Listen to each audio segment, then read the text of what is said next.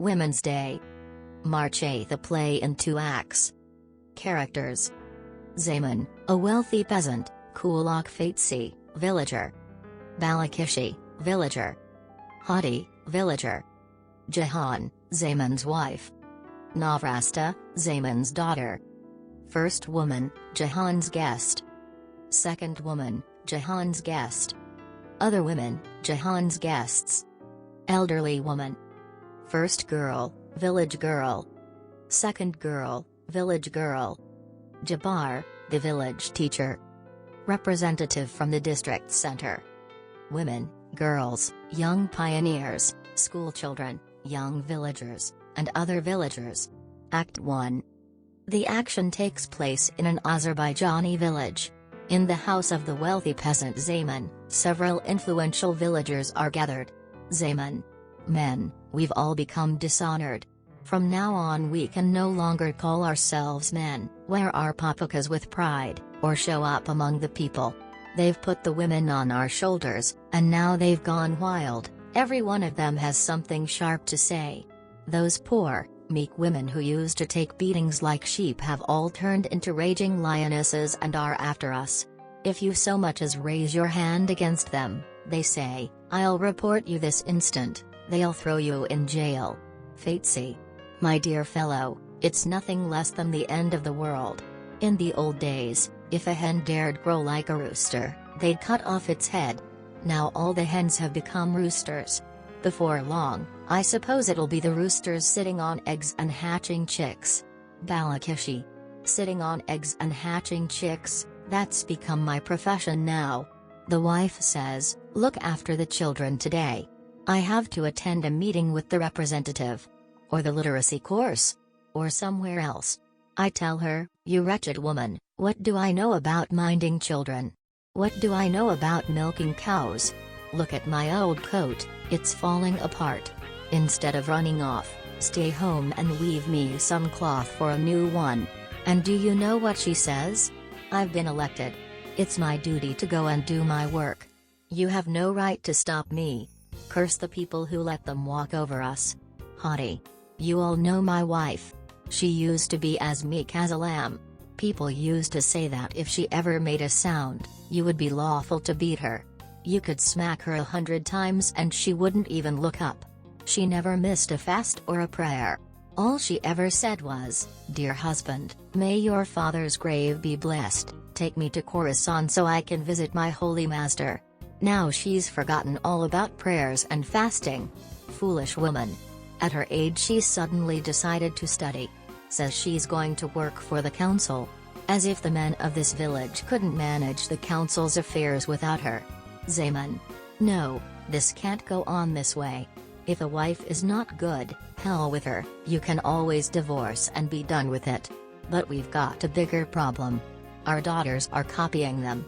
Now every girl walks around with a book tucked under her arm, saying she's off to study. Once our daughters are educated, that'll be the end of us. They'll start writing letters to young men, and then let's see how you get your donkey out of the mud. I tell my wife, for your father's soul's sake, have some shame and decency. If you've already lost yours, at least leave the girls alone. Don't disgrace me. And what does she say? Don't be ridiculous. Throw those old ideas out of your head. What's the difference between a girl and a boy? Isn't a girl a human being too? Doesn't she deserve to look upon the world with open eyes? I don't know where the wretch learned to talk like that. She overwhelms me with arguments until I'm left speechless. I can't even think of a reply. Fatsi: One day I called my wife over and said, sit down. Let's have an honest talk. You've thrown modesty and shame to the wind, and I've become the laughingstock of the village. Every day you're off to another meeting, another gathering, another committee, half their names I can't even pronounce. The other day they said you stood up and made a speech in front of a room full of men. If that's the way things are, then let's get divorced once and for all. After that, do whatever nonsense you please. And what do you think she said? Don't talk too much. If a divorce is necessary, I'll be the one to tell you, I said, you sow's daughter. Isn't it my right to divorce you? she answered. "Those days are over. That's your old religious law," I said, "so now you're questioning the sacred law too?" She replied, "That law was written entirely by men. If women had written it, it wouldn't have looked like this." Zaman. Brothers, there's no use sitting here shouting ourselves hoarse. Come on, let's all go to Mullah Khalilakand. He's still wiser than the rest of us. Let's hear what advice he has. This smoke isn't rising from our chimney alone, it's coming from everyone's. Balakishi. Not a bad idea. But first, Zaman, we've actually come here on another matter. Zaman. Oh? And what might that be? Balakishi. God willing, it's for a good cause. May misfortune visit only our enemies. Tell me, what do you think of Hadi? Zaman. Who doesn't know Hadi? You'll hardly find a more honest and upright man. Balakishi. Excellent. May your late father rest in peace. And what do you think of his son Qadim? Zaman. Why? He's a fine young fellow, hardworking, capable, sturdy. There's no job he can handle. May God keep him under his protection. Balakishi. Well then, that's exactly why we've come. We want to ask for your daughter Navrasta's hand for Hadi's son, Qadim. We hope you won't refuse us. Sooner or later every girl is destined to marry. You won't find better in-laws than Hadi, nor a better son-in-law than Qadim. Zaman. I've never said a bad word about Qadim. He's a decent, modest, respectful young man. And Hadi is respected not only in our village but throughout the whole district.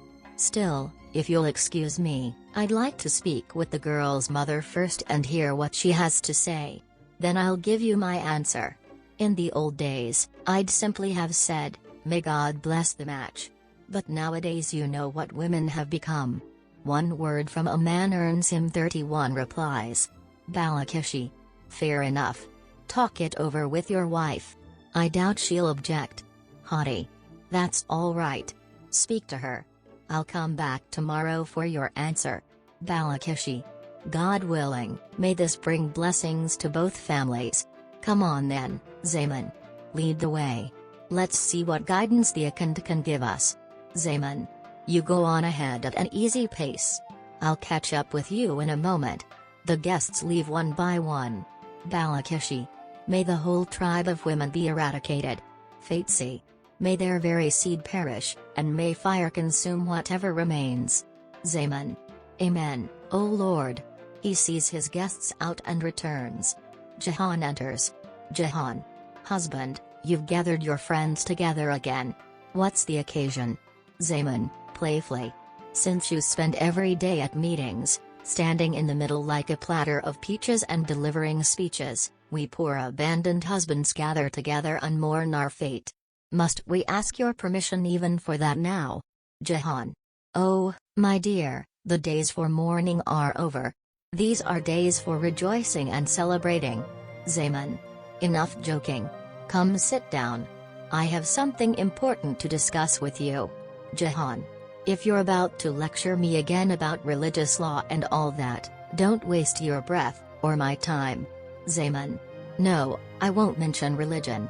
You took one bite of wheat and got yourself expelled from paradise once and for all. I've grown tired of arguing. Sit down. This is about something else. Jahan sits. All right, I'm listening. Zaman. Do you know why those men came here? Jahan. No. Tell me. Zaman. They came to ask for Navrasta's hand in marriage. They want her to marry Hadi's son, Qadim. Jahan. And I suppose you answered, may God bless the match. Didn't you? Zaman. Something like that. I told them I couldn't give a final answer without consulting you first. Hadi's son is a good young man, and Hadi himself is respected everywhere. Jahan. Hadi is indeed a good man, and his son is a fine young fellow. But let me ask you something. Tell me honestly, did you fall from the sky, or have you just arrived from the next world? Foolish man. For 10 whole years people have been hammering new ideas into your head, and you still ask, what's all that banging about? Heaven help you. Now tell me this, are you the one who's going to marry Hadi's son, or am I? Zaman. What's that supposed to mean? Are you saying I should sit down and consult a 15-year-old girl? That's the only absurdity we hadn't reached yet. By my father's grave, woman, one of these days you'll drive me beyond endurance. I'll kill you, then I'll cut every children's heads off. After that they can line me up before the firing squad if they like. But there's a limit to how much disrespect a man can take. This is going too far. Imagine, a father not having the authority to marry off his own daughter. In what religious law is that written? Under what law of the land? He snatches off his papaka and hurls it to the floor. Curse a hat that has no honor left to protect. Jahan bursts into laughter. Zaman. What are you laughing at, you godless woman? Jahan. You'll soon see the outcome. Calling, Navrasta. Navrasta. Navrasta enters. Navrasta. Did you call me, mother? Jahan. Your father wants to marry you off to Qadim. What do you say? Zaman, to Navrasta. You. Get out of here this instant. To Jahan, woman, why did you call the girl in here and breach the wall? Navrasta. Father, I'm still studying. Once I've finished my education, I'll marry whichever young man I choose. Besides, dear father, you're not selling a sheep or a goat. How can you marry me off without even asking me? Zaman, furious. Listen to the nonsense coming out of this foolish girl's mouth. They say the apple doesn't fall far from the tree, and they're right. Such a mother could only raise such a daughter. Curse this generation of yours. Curse whoever taught you such ideas. You little idiot, get out of my sight this very minute. From now on you'll stay home. If you dare step outside, I'll break your legs. I'll burn all those books of yours. And if I ever hear you mention school again, I'll tear your tongue out by the roots. Get out of here, shameless girl. Navrasta. All the girls in the village are studying, and so will I. You have no right to take me out of school. Zaman. No right? You godless girl. Am I not your father? I'll show you what rights I have. I'm going straight to the Akand. He'll perform your marriage contract with Hadi's son Qadim, and that'll put an end to that long tongue of yours. Jahan. The law doesn't allow a 15-year-old girl to be married. Zaman. The law may not, but the religious law does. You godless creatures. You've already stripped me of a father's authority and trampled my honor. Now you're trying to take away my religion as well? The sacred law permits girls to marry at the age of 9, that settles it. If anyone comes at me with civil law, I'll answer with religious law. We'll see which one is stronger. Navrasta. Don't worry, mother. Let him do whatever he likes. He can go to the Akand, and I'll go to the village council. Then we'll see who's stronger. Go on, father. Off you go to your Akand. Zaman. I certainly will. And I'll soon cut that rotten tongue of yours down to size. He gets up. Navrasta.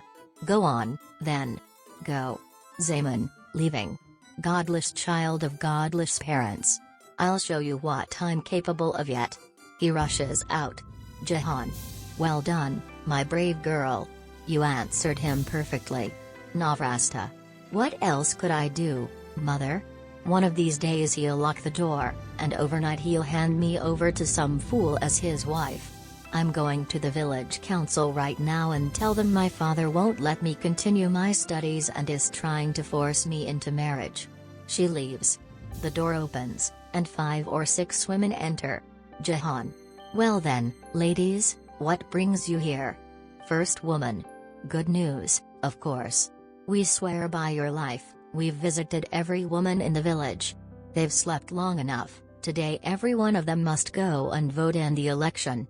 Not a single woman says anymore, I can't leave my children and concern myself with public affairs. During these 10 years they've all awakened at last. Second woman. When they first wanted to appoint me to public work, I begged them not to separate me from my children.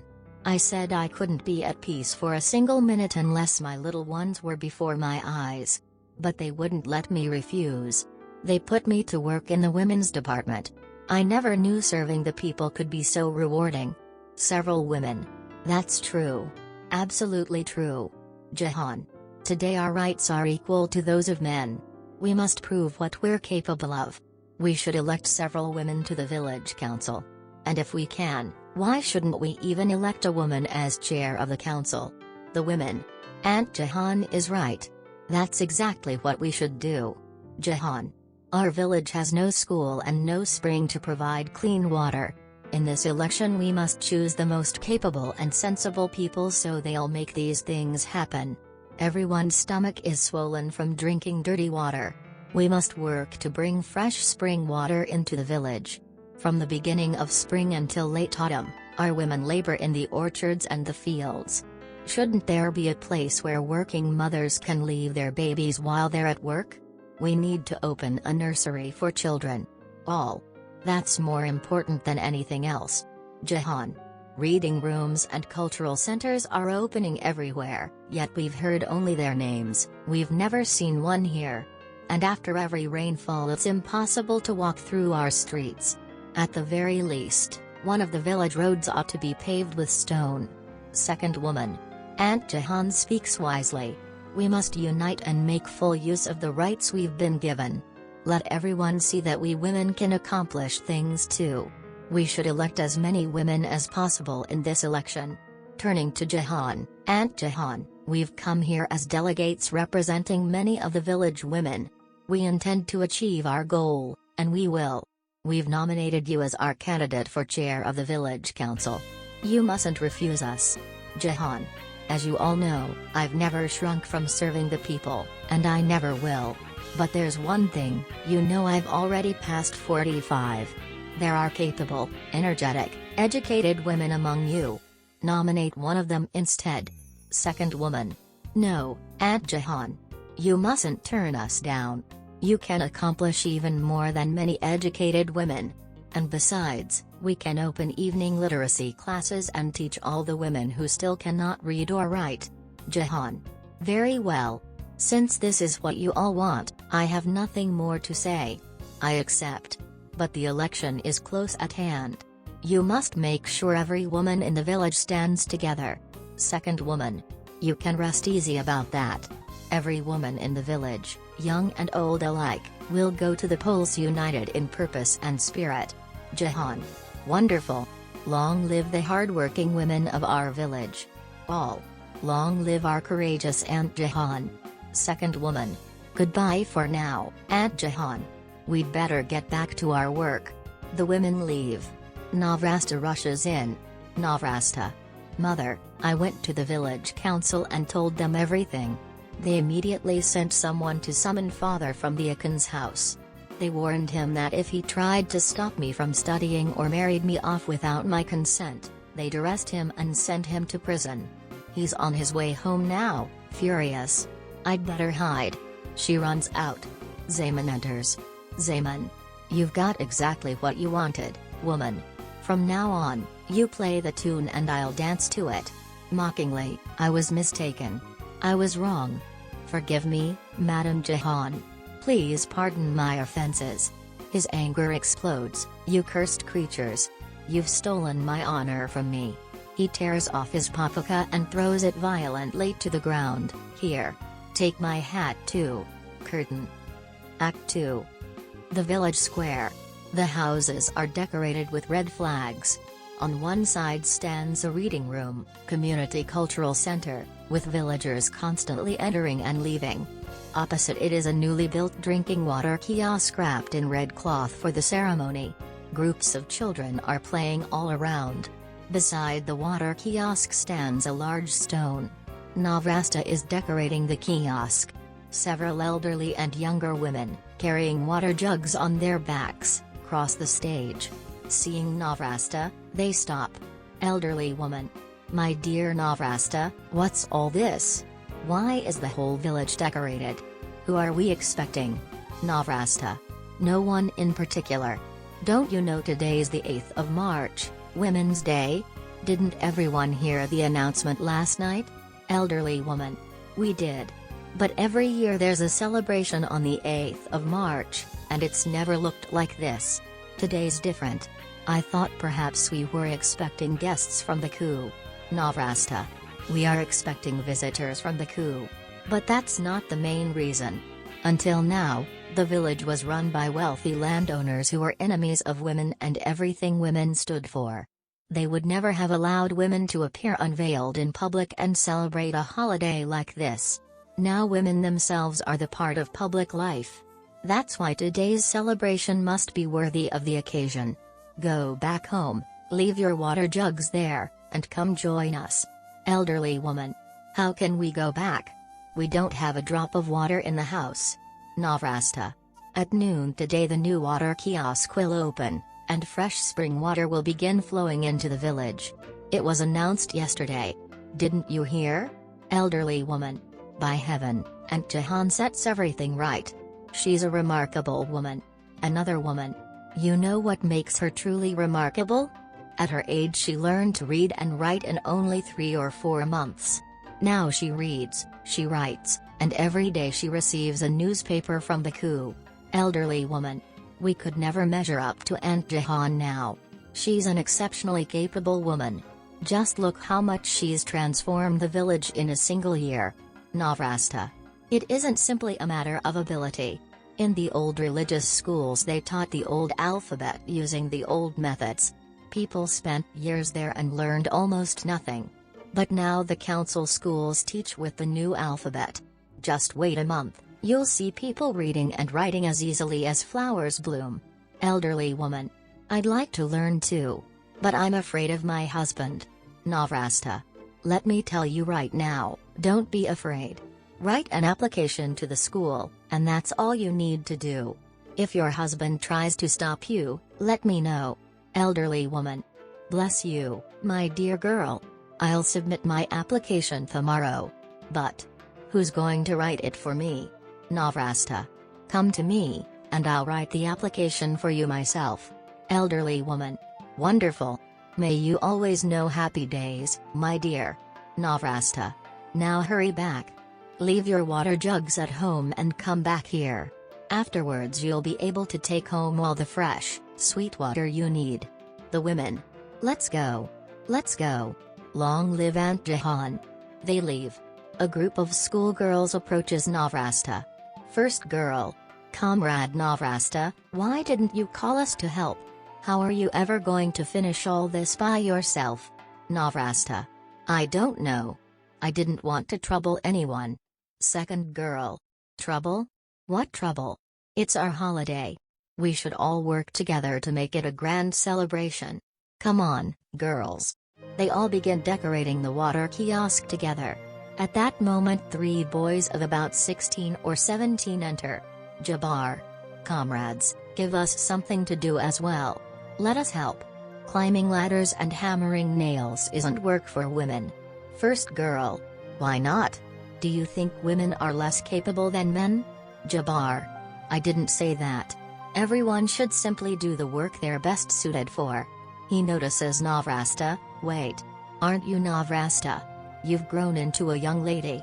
I haven't seen you in 3 years. When I left, you were just a little girl. Navrasta. And you're Uncle Salman's son, Jabbar, aren't you? Jabbar.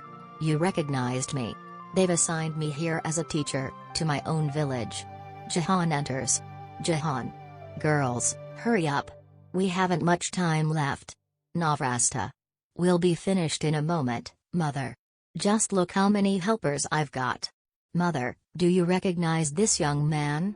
It's Uncle Salman's son, Jabbar. He's been appointed teacher at our newly opened school. Jahan. That's wonderful news. Welcome home, my son. I hope you'll give the village children a proper education. Jabbar, shaking hands with her. I'll do everything I can. Hadi, Balakishi, and Zaman cross the stage. Zaman notices the scene and calls to his daughter. Zaman. Navrasta. Come here. She goes to him. Who is that young man you were talking to? Navrasta. He's Uncle Salman's son. The new school teacher. Zaman. You godless girl. Is Salman's son your brother or your cousin? What business have you chatting away with him? Navrasta. Father, is there any harm in talking? Zaman. Harm? There's plenty of harm. Just wait until you get home. If I don't brand your back with a hot iron, I'm no son of my father. You've driven me to the end of my patience. Jahan approaches. Jahan. Husband, what do you want from the child? Why are you shouting in the middle of the square? Zaman. Curse the father of such a child. Cursed be the day you crossed the threshold of my ruined house. You're the chairman of the village council, or whatever you've become, that's your affair. But at least don't throw this girl's reputation away. A young girl stands here talking with young men right before your eyes, and you simply watch. Woman, have you no sense of decency left? To Navrasta, just come home, you'll see what punishment awaits you. Jahan. Go home quietly. The people still respect you only out of consideration for me. Don't push your luck. Zaman. Fine. I'll go. Once honor is gone, let it be gone forever. Hadi. Balakishi. Come with me. Jahan and Navrasta return to decorating the kiosk. Hadi. Don't upset yourself so much. Come on, let's go talk things over with Mullah Khalil. They leave. The young people finish decorating the kiosk and step aside. Navrasta and Jabbar walk off together, talking warmly. On the right side of the stage, a group of young pioneers marches in beating drums and forms ranks. From the left, schoolchildren, boys and girls together, enter behind a group of folk musicians carrying flags and line up opposite them. Groups of village women and men gather as well. After a few minutes, 2 men and 1 woman come forward. Jahan follows and takes her seat at the presidium. As soon as she appears, the crowd breaks into enthusiastic applause. When silence is restored, Jahan rises to speak. Jahan. Comrades. I hereby declare open this meeting convened in honor of the 8th of March. Applause. Today is a day of great significance for working women throughout the world. On this day, women everywhere, those burdened by hardship, oppression, and exploitation, those shut away in their homes, deprived of the light of the world and treated little better than servants, those laboring in factories and workshops for 12 hours or more each day, yet unable to earn enough even to feed themselves, stretch out their hands across borders and across seasons toward the working women of the Soviet councils. Today brings them all the promise of a brighter tomorrow and a better future. Long live the Soviet Union. Long live the Alliance of Workers and Peasants. Long live the 8th of March. The audience applauds enthusiastically. The musicians strike up a tune, and the young pioneers beat their drums. At a signal from Jahan, silence falls once more. Jahan. I now give the floor to our comrade who has come from the district center. One of the seated men rises to his feet. Applause breaks out from every side. Representative from the district center. Comrades. I have come here as a representative of the People's Commissariat of Agriculture, and on behalf of the Commissariat I extend my congratulations to you on 2 occasions. Applause. The first is the holiday you are celebrating today, International Women's Day, the 8th of March. The second is the celebration of your village's liberation from a terrible affliction that has plagued its people like a lingering fever. Comrades, until now you have been drinking water drawn from shallow wells scarcely 2 arshins deep. Such water is known among the villagers as black water. You all know that wherever there is black water, disease is never far away. The people who drink it grow pale, weak, and swollen with illness. Beginning today, fresh spring water will flow into your village. Thanks to this water, the sickness I have described will disappear. The credit for bringing this water here belongs above all to your village council and, especially, to its chairwoman, Comrade Jahan, whose determination and tireless efforts made it possible. So let me turn to her and say, long live Aunt Jahan. Prolonged applause. The tambourine and balaban play, comrades. It has now been almost 8 years since Soviet power was established in Azerbaijan. Only 7 years ago, an educated woman in this country was a rarity. Today, among the women of the East, we see devoted public servants such as Comrade Jahan and many others. Women who once knew nothing beyond the cooking pot and household chores now hold positions of responsibility, manage important institutions, and work alongside men as their equals. Long live the women of the East, and long live their bright future. Thunderous applause. Music continues. Jahan rises to speak. Jahan. Comrades. On behalf of all the people of our village, I wish to express our heartfelt gratitude to the People's Commissariat of Agriculture for sending us this representative. Applause. I traveled to the district center many times to seek support for this water project. Everywhere I went, the commissariats received me warmly and gave us their assistance. For generations, we women were walked all over by men. We were denied the opportunity to work and were dismissed as incapable. Thanks to the Soviet government, we have finally been able to demonstrate what we can accomplish. Our honored guest has singled me out for praise. But I have not worked alone. Every woman and every man serving on the village council has stood beside me. With their help, and with the support of our government, we have succeeded in bringing clean drinking water to our village.